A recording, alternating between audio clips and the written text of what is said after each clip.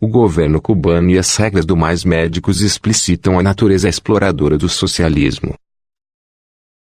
Socialistas são muito mais gananciosos e exploradores do que o mais inescrupuloso capitalista. Sejamos diretos. O programa Mais Médicos, lançado em 2013 por Dilma Rousseff, foi, na realidade, uma genial criação da ditadura cubana. Visto por todos como humanitário, o programa nada mais era do que uma fachada utilizada pelo regime socialista para aumentar suas receitas e, consequentemente, solidificar ainda mais seu poder. Em outras palavras, uma ditadura criou um esquema por meio do qual aumentava seu poder e sua riqueza ao mesmo tempo em que recebia aplausos mundiais. Rotulada de diplomacia dos doutores, eis como o esquema realmente funcionava. 1. O governo cubano enviava, temporariamente, profissionais médicos para o Brasil com o declarado objetivo de atender os mais pobres das áreas afastadas do país. 2. Em troca, o governo brasileiro pagava os salários destes médicos enviando o dinheiro para a Organização Pan-Americana de Saúde, OPAS, um braço da Organização Mundial da Saúde. 3. Ato contínuo, a Organização Pan-Americana de Saúde depositava o dinheiro diretamente na conta bancária do governo cubano. 4. O governo cubano então retinha até 75% deste valor e, só então, repassava os 25% restantes aos médicos cubanos. 5. Mas a coisa pode ser ainda pior. Destes 25%, o governo cubano retém mais 60%, o que deixa o médico cubano com apenas 10% do valor originalmente depositado nas contas do governo cubano. Cuba alega que este valor adicional confiscado, 60% de 25%, está guardado em uma conta bancária em Cuba. Só que, como não há qualquer controle sobre isso, é bem provável que o regime embolse também esta fatia. 6. Em números atualizados, sabe-se que, por meio deste arranjo, o governo brasileiro já repassou nada menos do que 3,2 bilhões de reais diretamente à ditadura cubana. 7. A cifra é superior aos 2,5 bilhões de reais que o BNDES emprestou para obras do Porto de Mariel, 2,4 bilhões de reais, Aeroporto de Havana, 525 milhões de reais, e para a construção de fábricas locais, 56 milhões. 8. O valor total desembolsado pelo governo brasileiro foi de 6 bilhões de reais. Segundo o relatório do Tribunal de Contas da União, tal valor dava para formar 52.413 novos médicos brasileiros para serviço permanente, quase 5 vezes o número de profissionais importados de Cuba para atuação temporária. Ou então construir 14.068 unidades básicas de saúde em municípios menores, quase 3 unidades básicas de saúde para cada cidade. Ou construir uma UBS para cada município e ainda usar o restante do dinheiro para formar 5 novos médicos para cada uma dessas unidades. 9. Ou seja, se a intenção do governo brasileiro fosse realmente melhorar a saúde, o dispêndio total direcionado ao programa Mais Médicos traria muito mais retorno, melhorias permanentes em vez de meramente paliativas, caso fosse investido aqui mesmo. Reféns e escravos. Mão de obra estrangeira, que vem para trabalhar livremente, é sempre bem-vinda, independentemente de sua nacionalidade. Por outro lado, mão de obra estrangeira que é utilizada como fachada para sustentar regimes ditatoriais e homicidas é algo ética e moralmente intolerável. Se 75% do dinheiro utilizado para financiar essa mão de obra é desviado para sustentar uma ditadura homicida, então o programa nada mais é do que uma fachada para bancar a boa vida de tiranos. Mas tudo piora. Se essa mão de obra não tem nem sequer o direito de escolher como quer trabalhar, e se sua família é mantida como refém no país de origem, então o programa é escravagista e chantagista.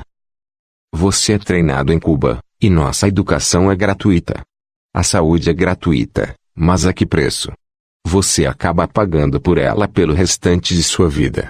Essas foram as palavras da doutora Eli Jiménez Gutierrez, uma das médicas enviadas por Cuba, em uma reportagem do jornal The New York Times, que não pode nem remotamente ser acusado de direitista ou reacionário. prossegue a doutora. É quando você sai de Cuba pela primeira vez que você então descobre várias coisas que sempre foi proibido de ver. E aí chega um ponto em que você se cansa de ser um escravo.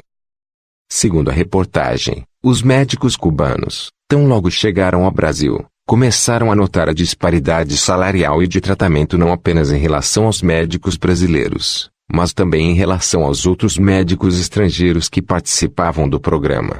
Além de os salários dos médicos brasileiros e estrangeiros no Brasil serem 4 vezes maiores que os seus, as liberdades civis e econômicas deles eram inacreditáveis para os padrões cubanos. Começamos a ver como as condições dos outros médicos eram totalmente diferentes, explicou a doutora Jimenez. Eles podiam ficar com suas famílias, trazer seus filhos, morar com eles. E os salários eram muito maiores. Não demorou muito, e vários cubanos começaram a se rebelar. Até 2017, mais de 150 médicos cubanos já haviam entrado com processos nos tribunais brasileiros exigindo igualdade de proteção e pedindo que possam permanecer no Brasil como terceirizados independentes, podendo assim manter todo o seu salário.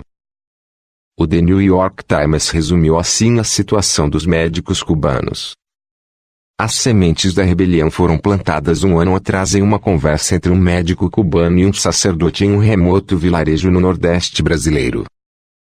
Anis de Ligrana de Carvalho, uma médica de Cuba, estava terminando seu período de 3 anos no Brasil. Porém, tendo se casado com um brasileiro, ele queria permanecer no país e continuar trabalhando. O pastor ficou revoltado ao descobrir que, sob os termos do seu contrato, os médicos cubanos podiam ficar com apenas 25% do valor que o governo brasileiro paga ao governo cubano pelos serviços destes médicos. Ao final de setembro de 2016, ela entrou com um processo em um tribunal federal para trabalhar como autônoma independente. Algumas semanas depois, vários outros médicos cubanos fizeram o mesmo e moveram ações nos tribunais brasileiros. No fim do ano passado, juízes expediram liminares para alguns casos, concedendo aos médicos cubanos o direito de permanecer no país como prestadores autônomos de serviços, ganhando salário integral. Um juiz federal da capital denunciou o programa como uma forma de trabalho escravo que não pode ser tolerada. Pouco depois de as primeiras liminares serem concedidas, supervisores cubanos no Brasil convocaram os médicos que haviam aberto processos e os demitiram na hora, de acordo com diversos médicos. Foi-lhes oferecida a escolha de tomar um avião de volta a Cuba em 24 horas, ou enfrentar 8 anos de exílio. Além de terem mais de 3/4 do seu dinheiro confiscado, os médicos cubanos não tinham a permissão de trazer seus familiares para o Brasil.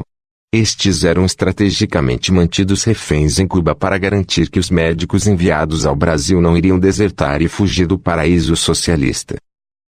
Para aqueles cubanos que deixaram a família para trás a fim de buscar melhores condições de vida, os custos foram altos. No entanto, segundo eles próprios, tudo valeu a pena. Conclui a reportagem. É triste deixar a família e os amigos em nosso país natal, disse Mayra Elisa Álvares Rodrigues, médica cubana que processou o governo e conseguiu trazer a família para o Brasil. Mas aqui estamos em um país onde você é livre, onde ninguém pergunta onde você está indo ou lhe diz o que fazer. Em Cuba, sua vida é ditada pelo governo. Não deixa de ser uma curiosa contradição. Exatamente aquele regime que se jacta de priorizar a igualdade fez com que seus médicos fugissem do país por causa de uma arbitrária desigualdade de tratamento, chegando ao ponto de abandonarem suas famílias e terem de pedir ao governo brasileiro para que, finalmente, alguma igualdade de tratamento lhes fosse concedida. A ganância socialista. Após ser eleito, Jair Bolsonaro anunciou novas condições para a manutenção do programa Mais Médicos. De um lado, os médicos cubanos teriam de fazer o revalida, de outro, eles agora teriam de receber o pagamento integral por seus serviços, nada mais de a ditadura cubana confiscar 75% dos proventos, e seus familiares seriam livres para vir ao Brasil caso os médicos assim quisessem. Mas, também foi oferecido asilo àqueles que quisessem permanecer no Brasil.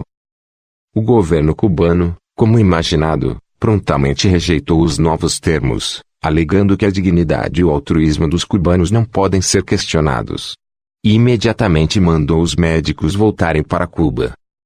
Como disse Rafael Ribeiro, o regime socialista gosta de parolar conceitos como mais-valia e exploração, mas é ele próprio quem esbulha seus trabalhadores, explora sua mão de obra e aprisiona seus familiares. E quando seus programas humanitários não mais trazem retorno financeiro para o regime, eles imediatamente cancelam tudo e punem os rebeldes. No final, socialistas sempre se mostram mais gananciosos, mais ávidos e mais exploradores do trabalho humano do que até mesmo o mais inescrupuloso capitalista. Fonte: Instituto Mises Brasil.